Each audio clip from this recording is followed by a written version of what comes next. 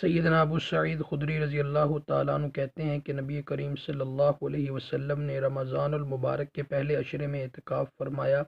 اور پھر دوسرے عشرے میں بھی، پھر ترکی خیمے سے جس میں اعتکاف فرما رہے تھے باہر سر نکال کر ارشاد فرمایا کہ میں نے پہلے عشرے کا اعتکاف شب قدر کی تلاش اور اہتمام کی وجہ سے کیا تھا، پھر اسی کی وجہ سے دوسرے عشرے میں کیا، پھر مجھے کسی بتلانے والے یعنی فرشتے نے بتلایا کہ وہ رات اخیر عشرے میں ہے، لہذا جو لوگ میرے ساتھ اعتکاف کر رہے ہیں وہ اخیر عشرے کا بھی اعتکاف کریں۔ مجھے یہ رات دکھلا دی گئی تھی، پھر بلا دی گئی۔ اس کی علامت یہ ہے کہ میں نے اپنے آپ کو اس رات کے بعد کی صبح میں کیچڑ میں سجدہ کرتے دیکھا، لہذا اس کو اخیر عشرہ کی طاق راتوں میں تلاش کرو۔ راوی کہتے ہیں کہ اس رات میں بارش ہوئی اور مسجد چھپر کی تھی، وہ ٹپکی اور میں نے اپنی آنکھوں سے نبی کریم صلی اللہ علیہ وسلم کی پیشانی مبارک پر کیچڑ کا اثر 21 کی صبح کو دیکھا۔